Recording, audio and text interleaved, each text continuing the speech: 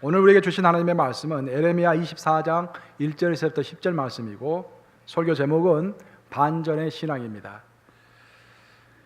바벨론의 느부갓네살 왕이 유다 왕 여호야김의 아들 여고냐와 유다 고관들과 목공들과 철공들을 예루살렘에서 바벨론으로 옮긴 후에 여호와께서 여호와의 성전 앞에 놓인 무화과 두 강주리를 내게 보이셨는데, 한 강주리에는 처음 익은 듯한 극히 좋은 무화과가 있고, 한 강주리에는 나빠서 먹을 수 없는 극히 나쁜 무화과가 있더라. 여호와께서 내게 이르시되 에레미야야, 네가 무엇을 보느냐 하시매, 내가 대답하되 무화과이온데 이 좋은 무화과는 극히 좋고 그 나쁜 것은 아주 나빠서 먹을 수 없게 나쁘나이다 하니, 여호와의 말씀이 또 내게 임하니라. 이르시되 이스라엘의 하나님 여호와께서 이와 같이 말씀하시니라. 내가 이곳에서 옮겨 갈대아인의 땅에 이르게 한 유다 포로를 이 좋은 무화과 같이 잘 돌볼 것이라. 내가 그들을 돌아보아 좋게 하여 다시 땅으로 인도하여 세우고 헐지 아니하며 심고 뽑지 아니하겠고, 내가 여호와인 줄 아는 마음을 그들에게 주어서 그들이 전심으로 내게 돌아오게 하리니, 그들은 내 백성이 되겠고 나는 그들의 하나님이 되리라. 여호와께서 이와 같이 말씀하시니라.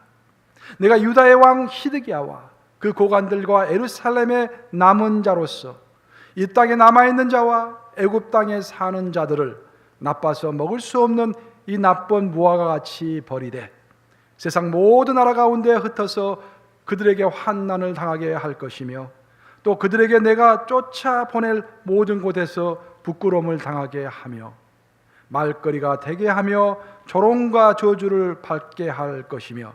10절 우리 함께 읽습니다. 시작. 내가 칼과 기근과 전염병을 그들 가운데 보내 그들이 내가 그들과 그들의 조상들에게 준 땅에서 멸절하기까지 이르게 하리라 하시니라. 살아계신 하나님의 말씀입니다. 참 오늘 본문을 보시면은 축복과 저주가 번갈아서 나오고 있는데, 하나님께서 하나는 극히 좋다고 말씀하시고 하나는 극히 나쁘다고 말씀하십니다. 근데 오늘 본문을 이렇게 자세히 묵상하면서 읽어보면은요, 우리 인간이 생각하는 기준과 평가, 그리고 하나님이 보시는 평가와 기준이 상당히 다르다라는 것이 잘 드러납니다. 우리 인간은 무엇을 평가할 때 일의 결과를 보고서 평가하는 경우가 참 많습니다. 물론 성경에서 결과를 무시하는 것은 아닙니다. 물론 열매가 있어야죠. 열매라는 것이 결과죠. 하지만 하나님께서 그 열매 전에 원하시는 것이 있는데, 그것은 뭐냐면 우리의 마음이 항상 겸손할 뿐만 아니라 항상 가난하고 상한 마음으로 하나님께 집중하기를 원하시는 것입니다. 여러분, 결국 우리가 가난한 마음으로 하나님을 사랑하는 것이 신앙의 힘인 줄로 믿습니다. 그런 힘을 가지셔야 돼요. 힘은 어디서 나오는 건가? 즐겁고 쾌활하고 잘되고 하는 곳에서도 어떤 감사의 힘이 나오겠지만, 정말 성경에서 말하는 것은 팔복 중에 첫 복이 무슨 복입니까? 심령이 가난한 자의 복입니다. 심령이 가난하면 하나님을 바라보게 되어 있어요. 심령이 가난하면 하나님께 집중하게 되어 있습니다. 그것이 복이라는 것입니다. 제가 최근에 신문을 봤더니 그 집중에 관한 기사가 하나 나왔어요. 그래서 내가 이거 설교에 한번 이야기해야겠다라고 지금 제가 그걸 메모해 놨는데, 중국에서 어떤 한 사람이 PC방에서 게임을 시작했대요. 근데 게임을 너무 집중해가지고 9시간을 꼼짝없이 앉아가지고 계속 게임을 하다가 갑자기 기침을 하기 시작하더니 피를 토하고 바닥에 쓰러졌어요. 그래서 사람들이 놀래가지고 이제 구급대원들을 부른 거죠. 그래서 구급대원들이 막 달려왔더니 그 사람이 벌떡 일어섰더니 구급대원들에게 저를 이렇게 세워주세요. 조금만 더 하면 제가 게임에 이깁니다. 끝까지 끝낼 수 있도록 도와주세요. 그렇게 얘기하더래요. 참 우스운 이야기지만 우리가 그 정도로 하나님께 집중하고 있을까요? 하나님 도와주세요. 성령님 도와주세요. 조금만 더 기도해야 합니다. 조금만 더 성경을 읽어야 합니다. 조금만 더 봉사를 해야 합니다. 제가 힘이 빠지고 있어요. 도와주세요. 그런 마음이 우리에게 있을까요? 한번 생각해 본 거예요, 제가. 우리 인류의 역사를 봤을 때 세계에서 가장 영향력이 큰 세 개의 유일신 종교가 있습니다. 연대순으로 이야기하면 첫째가 유대교죠, 유대교. 두 번째가 우리 기독교예요. 세 번째는 이슬람교입니다.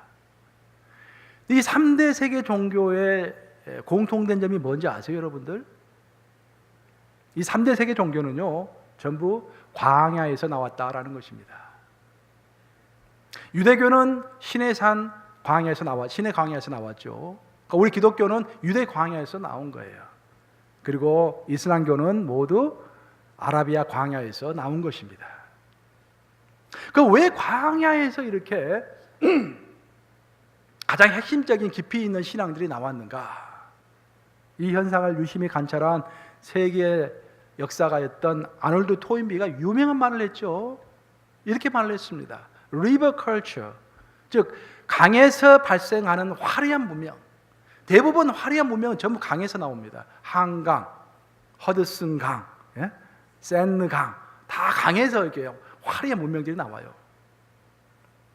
그런 화려한 문명은 수천 년을 지속하는 종교를 결코 생산해내지 못했다. 세월을 이기는 인류의 종교는 모두 집중할 수 있었던, 또 집중할 수밖에 없었던 광야에서 이루어진 것이다. 쉽고 풍요롭고 예측 가능한 강의 문화는 그 내면을 깊게 하는데 스스로의 한계를 지닌다. 저는 우리의 일상의 삶 가운데서도 이 교훈이 그대로 적용이 된다고 생각합니다. 우리는 전부 깊이 있는 신앙을 원해요. 뭔가 의미 있는 삶을 원합니다. 그렇죠? 그저 그렇게 살고 싶지 않아요. 내 삶을 1시간을 투자한다 할지라도 좀 의미 있기를 원해요. 제가 새벽 기도를 준비할 때는요, 시간을 많이 투자해서 준비합니다. 주일 예배처럼 준비해서 새벽 기도를 해요. 그 계기가 있었어요. 제가 우리 교회 처음 부임했을 때, 지금 이제 안 계세요. 지금 멀리 이사 가셨어요. 그분이 저한테 이제 이야기하다가 새벽 기도 가끔 나오는데 허탕치탕하고 생각되면은 그렇게 마음이 쓸쓸하대요. 집에 돌아가면서 막 화가 난대요. 그 말 듣고 내가 깜짝 놀랐어요. 새벽 기도는 보통 이제 힘드니까 목사님들이 내가 큐티하는 식으로 해서 이제 새벽 기도 많이 하잖아요, 이게. 그게 뭔가 자신에게 의미가 있는 시간이었다고 생각되지 않으면은 그 새벽에 나온 시간이 너무 허망하고 돌아갈 때 화가 난다라는 거예요. 물론 그 태도가 약간 잘못됐죠. 이제 무엇이든지 받고 아멘하면 되는데, 하지만 그것이 저에게 큰 충격을 주었어요. 그래서 내가 새벽 기도만큼은 어떤 설교를 하든지 준비해서 해야겠구나, 성실하게 해야겠구나, 난 그런 생각을 가진 적이 있습니다. 우리 모두 이렇게 어떤 의미 있는 시간을 갖기를 원해요. 성숙한 신앙을 하기 원합니다. 또 깊이 있는 신앙을 하기를 원해요. 그러면 우리가 어떻게 해야 의미 있고 깊이 있는 신앙생활을 할 수 있을 것인가? 그 해답은 집중이라는 데 있다라는 것입니다. 집중. 우리가 집중하기 위해서는 우리의 삶에 브레이크가 있어야 돼요. 집중하지 않고 계속 하면은요, 앞만 보고 가게 되어 있어요. 하지만 가끔씩 브레이크 걸고요, 하늘을 쳐다봐야 합니다. 아무리 바빠도 어떤 사람, 바쁜 사람은요 24시간 바빠요. 24시간. 성경 볼 시간이 없어요. 근데 진짜로 현명한 사람은 24시간 중에서 브레이크를 걸고서 하나님을 만나는 사람이 현명한 사람이에요. 이래도 24시간은 가고 저래도 24시간은 갑니다. 근데 브레이크를 걸지 못하는 사람은 항상 바쁘다고 그래요. 항상 바쁘다고. 그러니까 진짜 바쁜 사람은 브레이크를 걸 때 걸 줄 알기 때문에 하나님의 말씀을 잘 습득하고 하나님을 만나고 해나가면서 그의 삶의 깊이가 깊어지는 것입니다. 우리가 아무리 크고 강한 전차가 있다고 할지라도 그 전차가요, 브레이크가 없으면 위험한 물건입니다. 그 전차라는 것은 브레이크의 능력만큼만 그 크기를 키울 수가 있는 거예요. 만약에 브레이크의 능력보다 더 몸무게를 키우면 그것이 위험합니다. 충돌하면 많은 사람들을 죽일 수가 있어요. 우리 신앙도 그럴 줄로 믿습니다. 목사는 그 누구보다도 강한 브레이크를 가지고 있어야 되고, 장로님들도 강한 브레이크를 가지고 있어야 되고, 우리 모두 우리의 신앙에 걸맞는 브레이크를 가지고 있어야 할 줄로 믿습니다. 우리가 하나님을 만나기 위해서 브레이크를 가질 뿐만 아니라 일상의 삶 가운데서도 시험을 받을 때 브레이크가 필요해요. 우리가 어떤 우리의 감정을 막 상하게 하는 것들이 있잖아요. 어떨 때는 주일날도 그렇죠. 주일날로 자동차 타고 딱 교회 가면은 이 사탄이 항상 방해를 해서 부부가 부부싸움을 했다. 그러면 그때 브레이크를 딱 걸어야 하는 거야. 여기서 브레이크를 걸고 내 시야를 하나님께 돌려야 하는 거야. 그래서 브레이크를 걸지 못하면은 사단이 나는 거예요. 저도 마찬가지입니다. 목회를 하다 보면은 이것저것 시험 받는 것도 많고 마음에 참 어려운 것도 많고, 그러면은 마음이 어려우면은 자꾸 그 사람이 생각이 나고 그 사건이 생각이 나요. 자꾸 집중할 수 없어요. 그러다 보면은 오늘 수요 예배 있는데 딱 그러면은 브레이크 거는 거예요. 일단 브레이크 걸고 올려놔. 그리고 이제 하나님의 말씀에 집중하는 거예요. 그러려면 설교하고 나면은 다 잊어버려요. 그래서 또 회복될 수 있는 것입니다. 만약 그래 회복이 없다고 한다면은 목회할 수가 없죠. 단 한 사람을 인도하고 그 사람과 친하게 지내기도 힘든데 많은 해중과 함께 해나가면서 어찌 일이 많이 없겠습니까? 하지만 브레이크를 걸기 때문에 내 일을 계속해서 해나갈 수 있는 거예요. 우리는 별 생각 없이 만족하면서 가고 있는 삶의 방향에 대해서도 브레이크를 걸어야 합니다. 모든 것이 잘 되고 있어. 네, 비즈니스도 잘 되고 자식들도 잘 되고 건강도 튼튼하고 모든 사람 나를 좋아하고, 그때가 브레이크를 걸어야 할 때입니다. 그때 브레이크를 걸지 않으면요, 문제는 뭐냐면은 우리가 우리의 삶에 브레이크를 걸지 않으면은 누가 브레이크를 거시겠습니까? 하나님이 우리의 삶에 브레이크를 거시는 거예요. 오늘 본문 내용이 바로 그런 내용입니다. 오늘 본문 내용이 어떤 내용이냐면은 이스라엘 민족이 한때 잘 나갔어요. 잘 나가니까 하나님 별로 바라보지 않았습니다. 하나님께 집중하지 않았어요. 그러니까 하나님께서 그들의 삶에 브레이크를 거시는 것입니다. 하나님이 선택한 이스라엘 민족의 역사를 쭉 살펴보면은요, 하나님께서는 정말 그 훈련의 역사로 그들을 인도하셨습니다. 여러 가지 이야기가 나오지만 심플하게 하나님께서 이스라엘 민족을 어떻게 하셨냐, 어떻게 인도하셨냐라고 한마디로 대답해라라고 한다면은 그들을 훈련으로 인도하셨다라는 거예요. 어떤 훈련? 그것은 하나님만 바라보도록 하는 훈련을 시키셨어요. 전부 그런 내용입니다. 아브라함, 이삭, 야곱, 요셉. 하도 이야기를 많이 해서 제가 굳이 설명하지 않겠어요. 전부 다 그들이 온전히 하나님을 바라볼 때까지 하나님은 그들을 훈련시키신 거예요.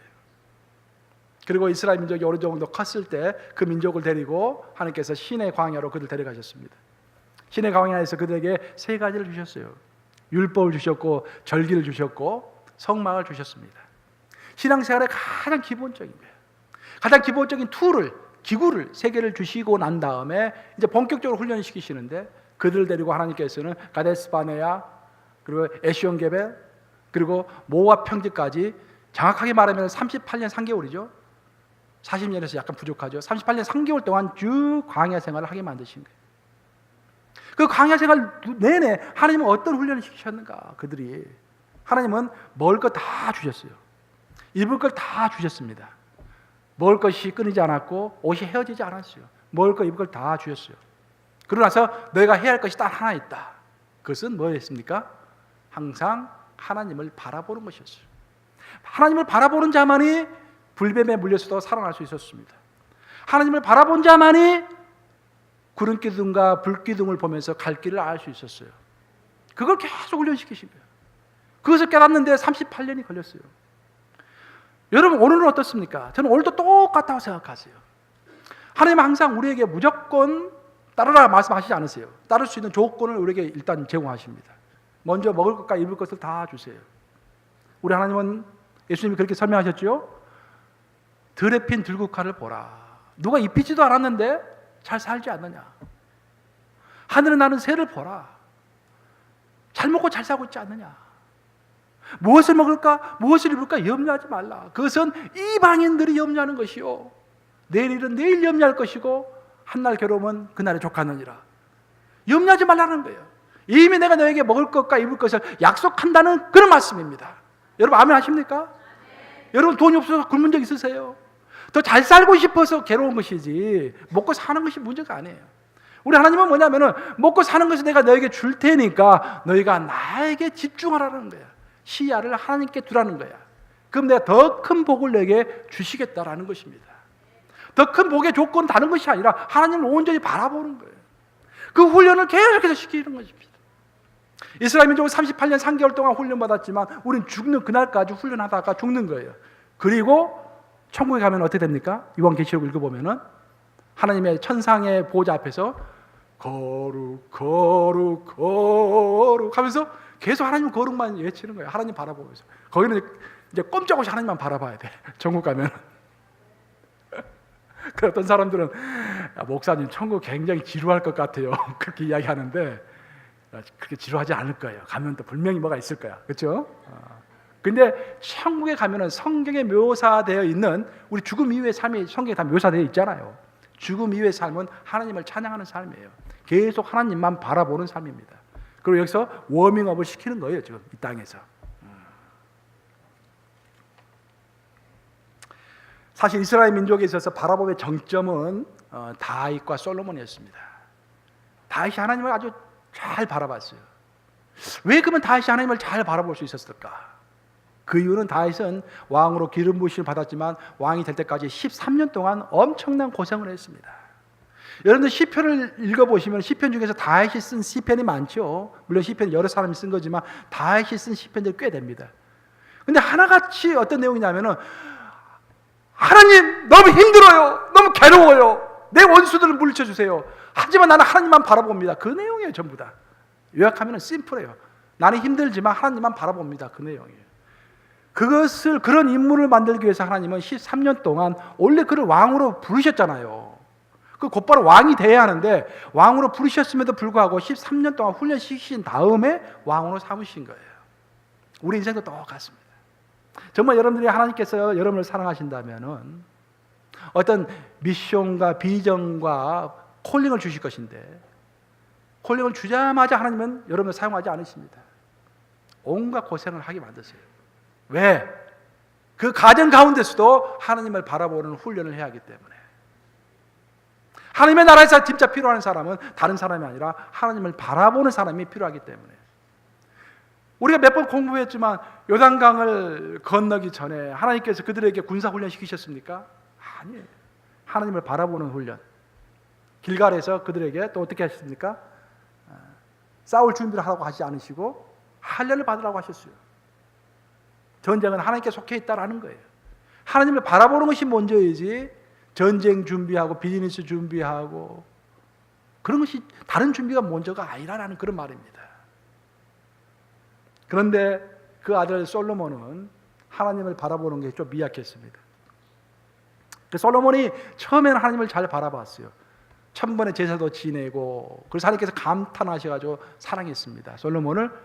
근데 솔로몬의 결정적인 약점은 뭐냐면은 아버지 다윗처럼 고생하지 않았어요. 고생을 몰라요.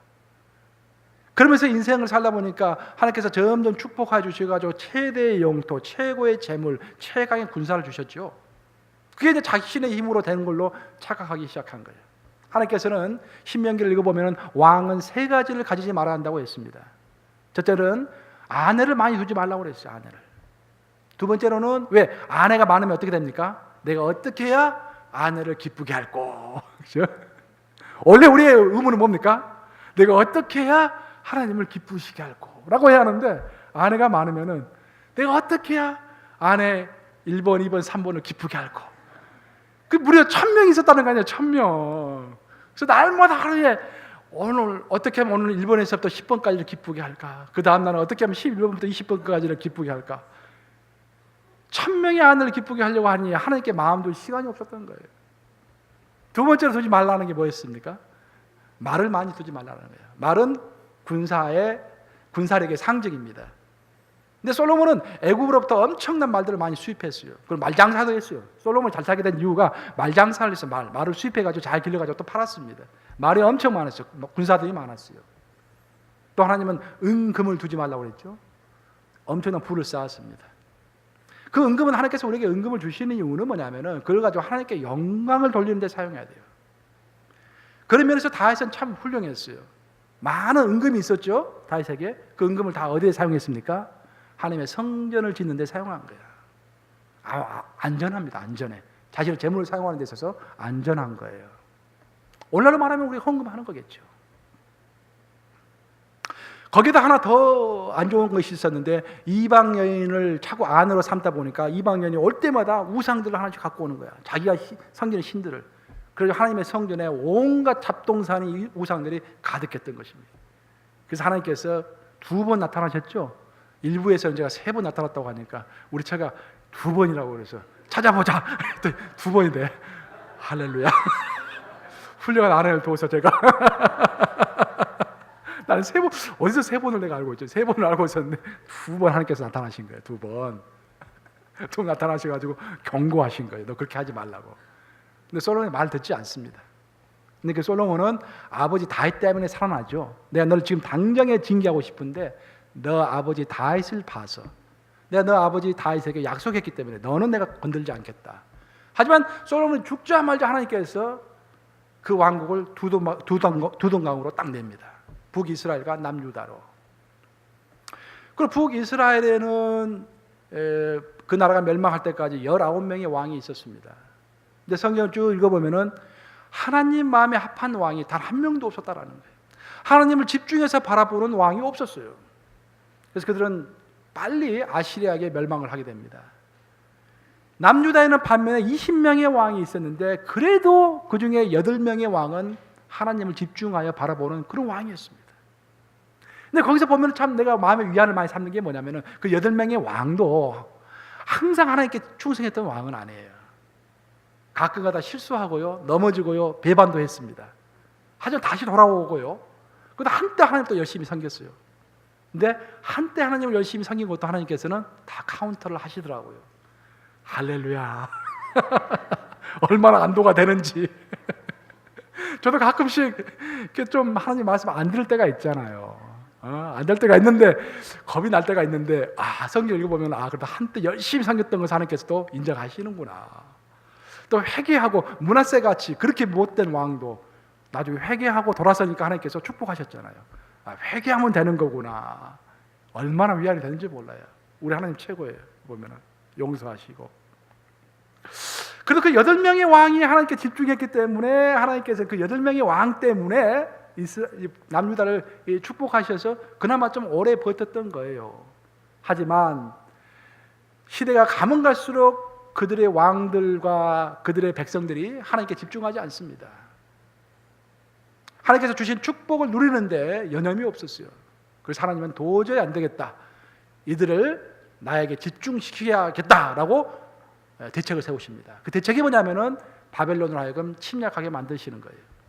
그래서 느부갓네살, 바벨론의 초대 왕이었던 느부갓네살 왕이 침입을 하죠. 그래가지고 하나님의 성전을 다 무너뜨립니다. 하나님의 성전이 무너질 거라고는 아무도 생각하지 못했죠. 하나님의 집이시기 때문에 어떻게 하나님이 하나님의 집을 무너지게 할 수 있느냐. 거기는 안전하다고 생각했어요. 하지만 그건 무너졌습니다. 그리고 왕과 고관들과 또 기능공들, 일꾼들을 다 끌고 갔어요. 바로 그때 하나님께서는 이스라엘 민족에게 교훈을 주시기 위해서 에레미야를 부르시는 것입니다. 그것이 어디에 나왔다? 오늘 본문의 내용인 거야. 이제 오늘 본문의 배경인 거야. 배경 설명을 쭉 한 거예요. 이제까지 좀 길었어요. 이제 서론 끝난 거야. 이제 여기서. 그래서 이제 오늘 본문에 보시면은 에레미야에게 하나님께서 환상을 보여주세요.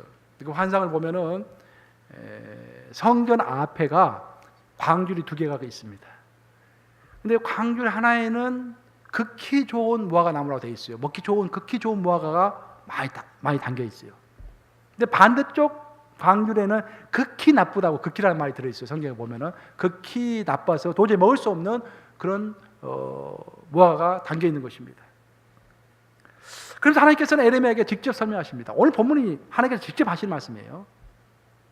하나님께서 하신 말씀이 뭐냐면은 지금 바벨론 군대에 잡혀가지고 끌려가고 있는 그 사람들이 내가 봤을 때는 좋은 무화과 나무이고, 여기 안전하게 머물러 있고 포로가 되는 것을 피해서 예루살렘에 남아있는 사람들이 내가 도저히 먹을 수 없는 극히 나쁜 무화과다라고 말씀하시는 거예요. 여기서 우리가 큰 교훈을 얻어야 할 줄로 믿습니다. 우리의 인간의 평가하고 하나님의 평가가 극과 극인 거예요. 그럼 어떤 근거하에서 하나님께서는 이들이 이런 평가를 하셨는가? 그래서 우리가 이해하려면 에스겔 11장 3절을 봐야 돼요. 에스겔서 11장 3절에 보면은 가마솥의 고기라는 이야기가 나옵니다. 가마솥의 고기. 그게 무슨 말이냐면은 우리가 큰 솥단지 있잖아요. 큰 솥단지에다가 뭐 소고기, 돼지고기 넣어가지고 끓이잖아요, 이제. 그러면은 나중에 이제 필요 없는 뼈다귀나 껍질 같은 건 다 버리고 알코기들만 딱 남게 되잖아요. 그 당시에 포로로 끌려가지 않고 예루살렘에 남아있었던 사람들이 자기들이 가마솥의 고기라고 생각을 했어요. 그리고 끌려가는 사람들, 포로로 끌려가는 사람들은 뭔가 하나님 앞에서 죄를 지었고 뭔가 문제가 있기 때문에 끌려가는 사람들이라고 생각했어요. 그래서 가시나 껍데기나 뼈 같은 사람이라고 생각했어요. 그래서 굉장히 자부심을 가지고 있었어요. 근데 하나님께서는 정반대로 생각하신 거예요. 예루살렘에 남아있는 사람들은 자만심에 충만되어 있습니다. 자부심에 충만해 있어요. 그래서 하나님을 바라보지 않아요. 근데 끌려가는 사람들은 철사줄에 묶여가지고 끌려가면서 엉엉 웁니다. 그 자신의 삶을 돌아봐요. 내가 무엇을 잘못했을까? 내가 무슨 죄가 있어서 끌려가는 걸까? 그러면서 자신의 삶을 반성합니다. 사랑하는 여러분, 우리가 우리의 삶을 돌아봤을 때 나는 정말 반성할 것이 아무것도 없다라고 하는 사람들 여기 있습니까? 없죠. 문제는 우리가 우리의 삶을 돌아보지 않기 때문에 반성을 하지 않고 회개를 하지 않는 것이지, 우리의 삶을 돌아보면 회개할 것 투성입니다.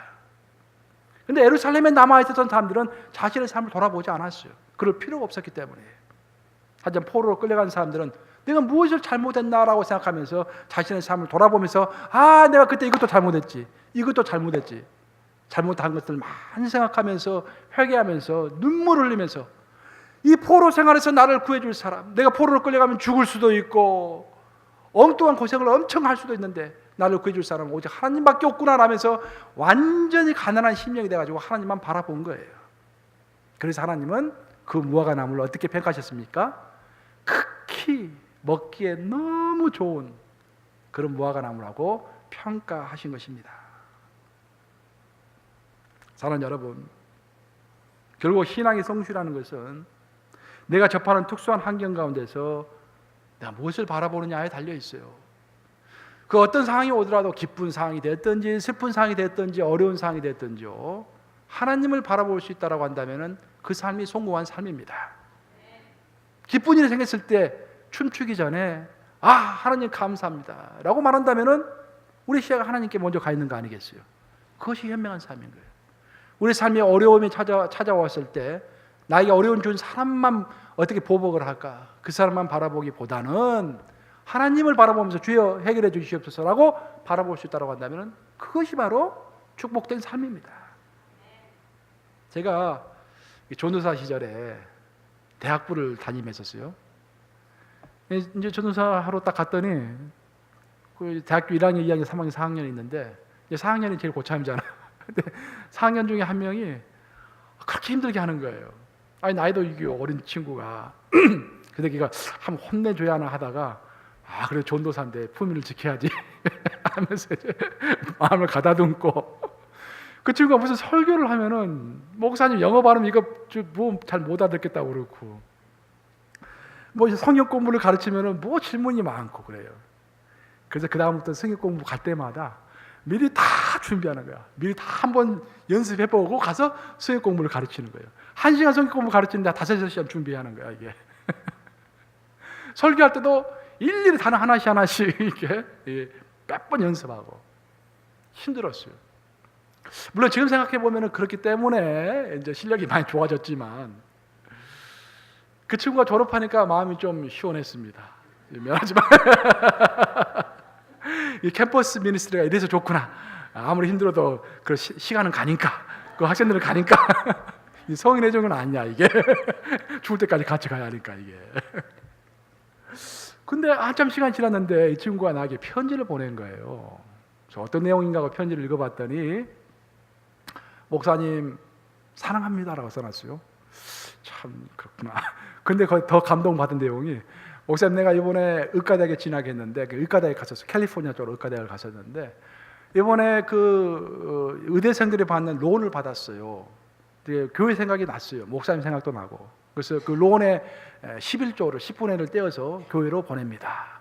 우리 가난한 교회 목사님 잘 활용하기를 바래요. 얼마나 내가 감동을 받는지 몰라요. 후회가 무척 됐어요. 좀 더 잘할 걸. 함께 있을 때 잘할 걸. 눈물이 막 앞을 가려요. 막 그러니까. 그때는 이제 전도사 시절이었기 때문에 또 마음도 굉장히 여렸죠. 목회를 많이 하다 보면요, 마음이 담대해요. 뭐 해도요, 별로 눈물도 별로 안 나고, 누구 해도 뭐 이렇게 별로 들어온 마음도 없어지고 그러는데, 전도사 시절이니까 이제 마음이 여리잖아요. 눈물도 막 많이 나더라고요.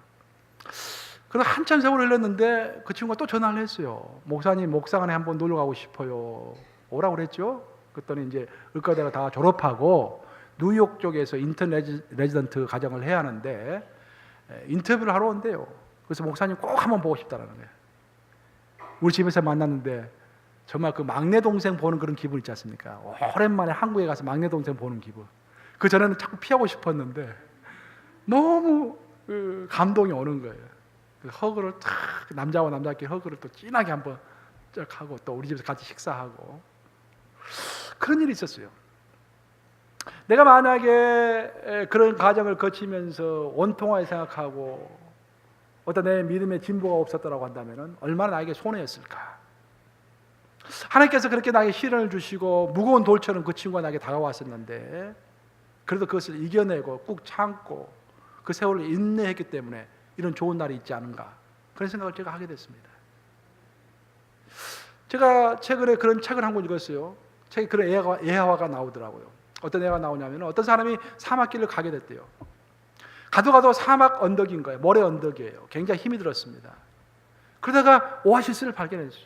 오, 땡갓 하면서 너무 기쁜 마음에 이제 오아시스 가서 막 목을 축이고 시원하게 이제 앉아 있는데, 옆을 딱 보니까 어른 키 정도 되는 어린 야자수 나무가 이제 자라나고 있는 야자수 나무가 딱 있었던 거예요. 갑자기 쌤통이 났어요, 친구가. 그래서 그냥 옆에 딱 둘러보니까 큼직한 돌이 있어요. 그 큼직한 돌을 가져다가 그 어린 야자수 나무 위에다가 딱 올려놓은 거예요. 그리고 떠나버렸어요. 그냥 무책임하게. 그 내려놓고 떠나야 하는데 그 올려놓고 떠나버렸어요. 그 어린 야자수 나무는 너무 무거웠어요. 그래서 그 돌을 떨치기 위해서 고개를 이렇게 숙여보기도 하고 좌로 옆으로 이렇게 몸을 흔들어 보기도 했습니다. 떨어지질 않아요. 할 수 없이 그 무거운 것을 이고서 살아갈 수밖에 없는 운명이 되었습니다. 그 무게가 너무 무거웠기 때문에 그 무게를 버텨내기 위해서는 뿌리가 깊게 내릴 수밖에 없었어요. 그래서 무게를 이겨내기 위해서 뿌리를 깊게 내렸습니다. 깊게 내리다 보니까 생수를 만나게 된 거야, 밑에서. 그래서 나무가 무럭무럭 자라갔습니다. 그래서 계속해서 그 무게를 이기기 위해서 몸집을 키우다 보니까 어느덧 그 근방에서 가장 큰 황제 야자수 나무가 되었던 것을 발견하게 된 것입니다. 저는 애화이지만 참 많은 감동이 있었어요. 목회를 하면서 참 내 마음속에, 내 머리 위에 돌이 몇 개가 있는가 세어봤습니다. 많은 돌들이 있어요.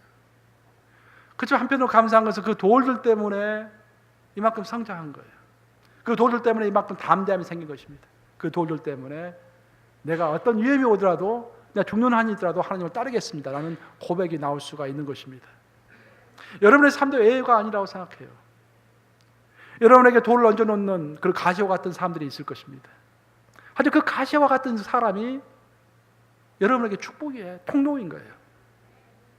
그것이 여러분의 이웃이 될 수도 있을 것이고, 그것이 여러분의 가정에, 여러분의 남편이 될 수도 있고, 아내가 될 수도 있고, 여러분의 자녀가 될 수도 있어요. 하지만 그 가시와 같은 사람의 그 묵직한 돌 때문에 내가 깊이 기도하게 되는 것입니다. 그것 때문에 내가 내 인생에 브레이크를 걸고서 하나님을 바라보게 되는 거예요. 인생의 축복은 어디서 온다고 했습니까? 하나님을 바라보면서 온다고 했습니다. 한번 따라서 해볼까요? 인생의 축복은 하나님을 바라보면서 나온다. 하나님은 우리에게 브레이크를 거세요. 우리 인생에. 그리고 바라보게 하십니다. 내가 브레이크를 걸지 않으면 하나님께서 브레이크를 거세요. 사사기 3장 2절에 이런 말이 나오죠. 한번 같이 읽어보겠습니다. 사사기 3장 2절 같이 읽습니다. 시작. 이스라엘 자손의 세대 중에 아직 전쟁을 알지 못하는 자들에게 그것을 가르쳐 알게 하려 하사 남겨두신 이방 민족들은, 옛날 성경에는 남겨놓은 열국이라 되어 있어요. 여기는 이제 다시 번역을 바꿔가지고 남겨두신 이방 민족들이라고 했습니다. 하나님께서 이스라엘 민족을 다시 처음 이야기 돌아가면 38년 3개월 동안 훈련시키신 다음에 모세의 시대를 거치고 여호수아의 시대를 거쳐가지고 가나안 땅을, 약속의 땅인 가나안 땅을 정복하게 하셨어요. 그런데 하나님께서는 그것을 완벽하게 정복하게 하신 것이 아니라 몇몇 가나안 족속들은 남겨두셨어요. 하나님의 능력이 없어서 그렇게 하셨습니까? 아니에요. 하나님 얼마든지 그것을 완벽하게 정복해서 깨끗하게 이스라엘 민족에게 줄 수 있었어요. 하지만 그렇게 하나님께서는 깨끗하게 처리하지 않으셨어요. 우리가 그렇게 생각할 때가 있잖아요. 하나님 10억만 주세요, 100만 달러만 주세요. 그런데 99만 달러만 딱 주시는 거예요. 사람들한테 말할 때 100만 달러 받았다 하면 참 말하기 좀 편할 텐데 왜 99만 이렇게 하시나? 다 이유가 있는 거예요. 너무 자만하지 말라고 그러시는 거예요. 너무 자랑하지 말라고 그러시는 것입니다. 완전히 정복하게 하지 않으시고 몇몇 족속을 남겨두셨어요. 왜 그런지 아세요? 모세 시대, 여호수아 시대에 같이 했던 사람들은요, 산전수전을 다 겪었어요. 고생도 해보고 그러면서 하나님께 부르짖던 사람들이에요. 근데 모세도 죽고 여호수아도 죽었을 당시에는요, 이제 2세들, 3세들이었는데 이들은 전쟁을 몰랐어요. 고생을 별로 해보지 않았어요. 그래서 하나님은 권투 선수에게는 누가 필요합니까? 스파링 상대, 연습 상대가 필요하잖아요. 이들이 항상 하나님을 바라보셨도록 시시각각으로 그들을 브레이크를 거시려고 몇몇 반항 기질이 센 이방 족속들을 가나안 땅에 남겨두셨다라는 그런 이야기입니다. 이처럼 하나님은 우리의 믿음의 연단을 위해서 우리의 인생에 가시와 같은 존재들을 남겨둡니다. 그 가시는 동료가 될 수도 있고 이웃이 될 수도 있고 배우자나 지식이 될 수도 있습니다. 이 이야기가 여기서 나오네. 같이 했는데 이런 상황 가운데서 하나님은 우리의 시야가 환경에 맞춰져 있지 않고 가난한 마음 가운데서도 오히려 우리의 시야가 하나님께 고정되어 있기를 원하시는 것입니다. 포로가 되어서 타국으로 끌려가고 있는 이스라엘 족속을 생각해 보세요. 얼마나 마음이 온통했겠습니까? 얼마나 슬펐겠습니까? 하지만 그 슬픈 마음 때문에 하나님을 바라볼 수 있었던 그것이 축복이라고 오늘 하나님은 우리에게 말씀하시는 것입니다. 이 교훈을 가슴에 깊이 새기시면서 인생의 시련과 가시를 만날 때마다 오히려 하나님을 잠잠히 바라보시는 여러분 되시기를 우리 주님의 이름으로 축복합니다.